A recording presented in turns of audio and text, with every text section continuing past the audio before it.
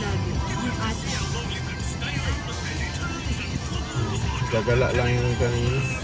Ha? Nagagala lang yung dance kanina. Atch. Sa labas? Itong kotse ba, pag inon mo siya na walang AC, mag-fan ka lang. Amoy pa. Ha? Amoy pawis, di ko alam kung saan galing yung pawis, di naman magpapawis.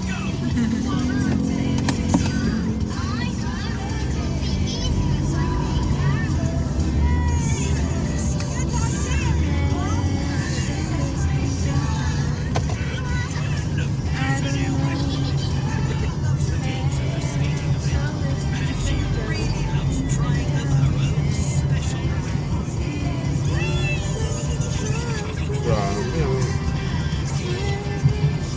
tiwasay ng kalsado. Kanina nag-ano kami, nag-iisip kami ng mga business. Sino? Siyempre mga pamilya, gusto ko makasama. Yung business. Tapos sa business. Alam mo daw sa Societel, naabutan ko na. Wait na play.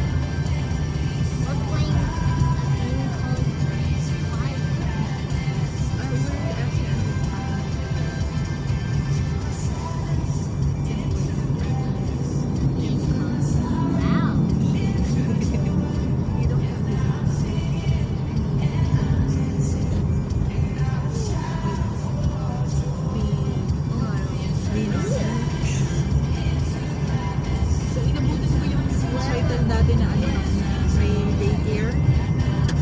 Inabutan ko yun. Yung may paano pa sila may daycare, na doon dadala ng anak. Nabutan ko yun. Saan Sa may nalagay? ano, sa may, di ba sa lumang building? Sa 4th floor, yung sa may ano, sa may... Baka event lang yun. Hindi! May bata talaga yun. Daycare talaga. May bayad na sa 25 pesos. Para sa snacks ng mga bata. Araw-araw? Oo, alam mo yung HR doon, yung ano, yung ay sa may MaxiCare, yung sa 4th floor. Di ba meron doon yung parang small table, tapos yung tapat ng clinic. Tapos may clinic doon, may ano din yun sa tabi, may daycare. Yung mga bata doon. Tapos meron silang parang extra. Ewan ko kung teacher ba yung nurse, kasi naka-white eh. O baka yun parang yun lang yung uniform. Tapos? Ano yun, no? Magandang business yun. Magtayo ka ng learning center malapit sa mga office. Bawa, dito malapit sa education. Alam mo, maganda lang yan sa mga teachers. Ha? Maganda lang yan sa mga teachers. Kasi baka wala kang karanasan sa pagtuturo, tapos mag-hire ka ng mga teachers. Wala. Yung tendency. Yung mga ganyan, ano yung pina-franchise? Yung nanay bebot dun sa ano, sa Cedar. Nagpa-franchise yun sila eh. So, pag mo Sila yung franchise. link to train, tapos sila yung yung nanay bebot. Di ba meron yung Taas, nanay mahal na naman ng mga franchise din. Ha? Ang mamahal ng mga franchise din. Mga ganyan. Kumbaga tinetrain na nila. Kumbaga nandun na lahat. Hindi ko lang alam kung ikaw ba magpapatrain or pwede ikaw yung tapos dadalhin yung mga bata doon. Kukunin na lang pa. Wait, bata ka nakaanak ba to? Hindi ko pa siya.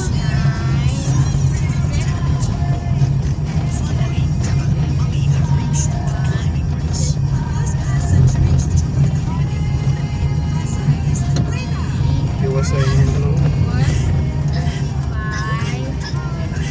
Iwasay ng kalsada nga. Ha? Ang tiwasay ng kalsada. Ganda yun kaso wala sa linya natin. Yung ano nga, medyo malapit-lapit yung karinderya kaso hindi natin ano eh. Hindi natin actually kung tama, maganda lang yung lugar, okay naman yun eh.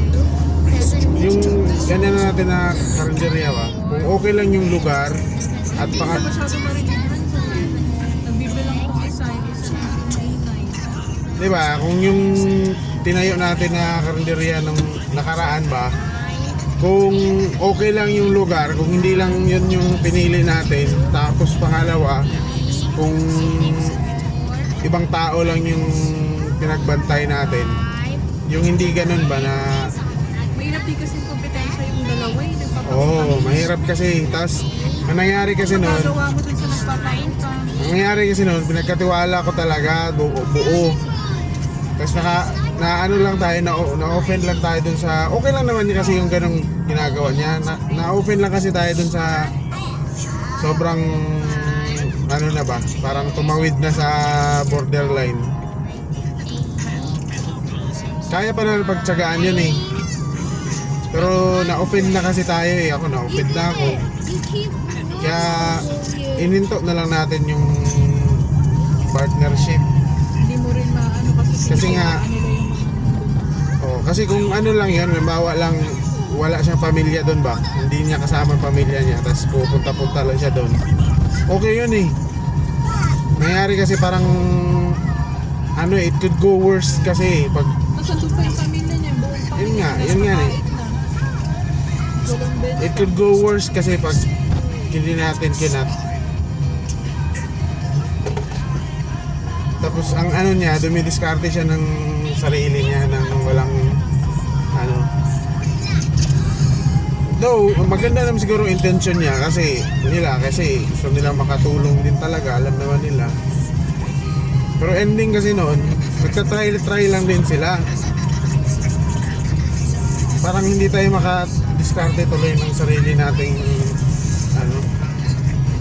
So parang ano lang tayo, parang na-oust na tayo.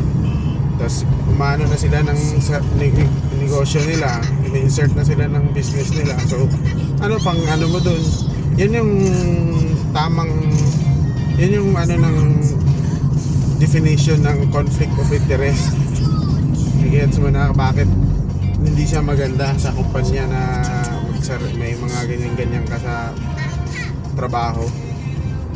Yun yung feeling ng may-ari ng ano, may-ari ng kumpanya. Wait, lugar ko to, mga tao ko to, pero pinagkakitaan nyo. Parang ganun yung point doon ba?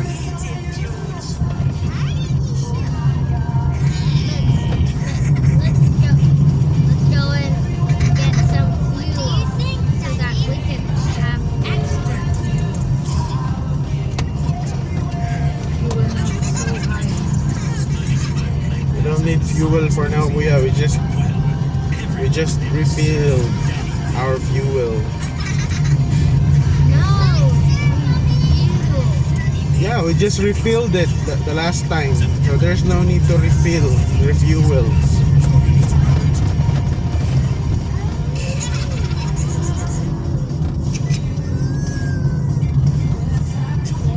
Pero pwede pa rin naman natin itry yun with tamang tao. Like yan, sila ano nga lang, kailangan magkahanap naman tayo ng ano, huwag tayo madala doon kasi normal lang naman yung nangyari doon sa ano eh, sa una nating ano eh. Hindi naman din kasi natin alam eh. Nagpalaki lang kasi sa gastos natin nun yung e-bike. Hindi naman kasi natin expect na kukuha tayo nito. Nagamit din naman siya in fairness, pero yun nga, hindi siya ganun ka-necessary during that time. Kaya natin ginawa yun kasi para mahatid-hatid ka, diba? Tsaka alam mo yun, mga ganun na ano ba, hindi talaga natin malaman yung hinaharap kasi, kaya yun yung nangyayari. Pero with those ano lessons na nakuha natin sa previous, pwede tayong umano ulit.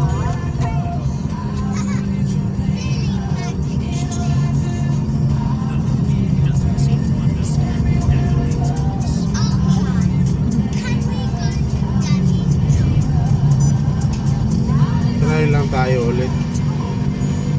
Wala alam na natin yung tendency ng tao. So, alam na rin natin kung saan tayo mag-draw ng boundary.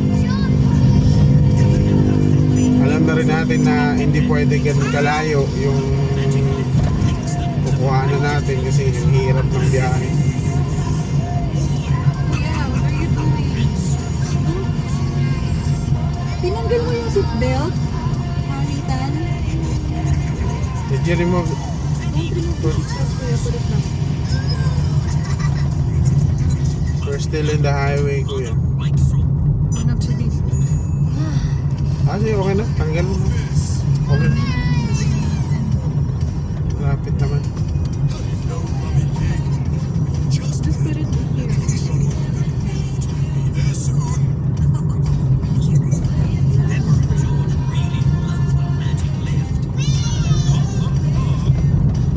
Daddy Pig much prefers to take the stairs.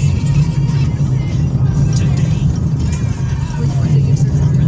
Stairs or this? they're about to have a scooter race. Nakakasilaw yung ilaw.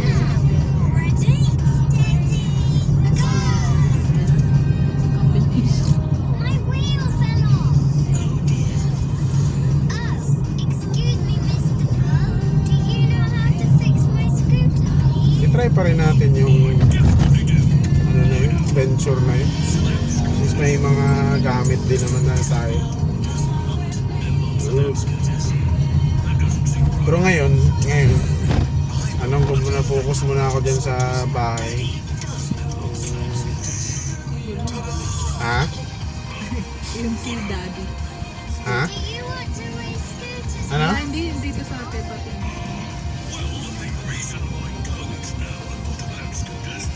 Kasi hihintay tayo. Walang tumawag ulit. Nag-miss call sa'yo ulit. Hindi ko alam. Hindi mo tinignan. May message mo ba? Walang mga load eh. We'll teach you. Dapat may message. One at a Wala nga load. Maglo-load pa. Siyempre, mag-load ka pa. Hindi ko rin naman alam kung siya yung talagang tumawag eh. Miss call lang yun eh. Nag-miss call sa'yo? Oh, miss call lang yun eh. Hindi siya nag-text. Sabi ni Batar na binigay niya yung number natin. Yun yung parang naiisip ko na kaya ko nga tinawagan para ma-confirm kung sila yung tumawag. 4 kasi yung miss call eh.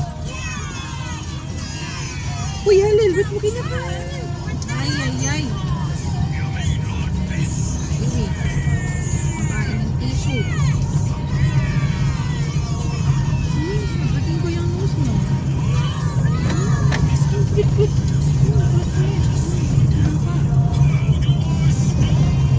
Isang number, 4 na miss call. Oo.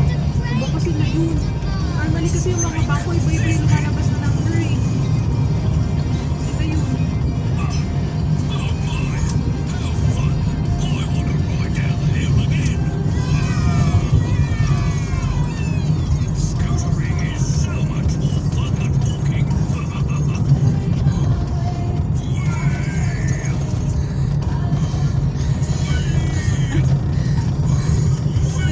They don't go down. Mr. Bull, on time from going out there.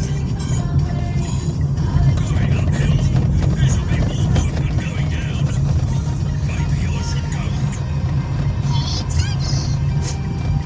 Question, what makes you happy? Wala yung signal. Boss. It's your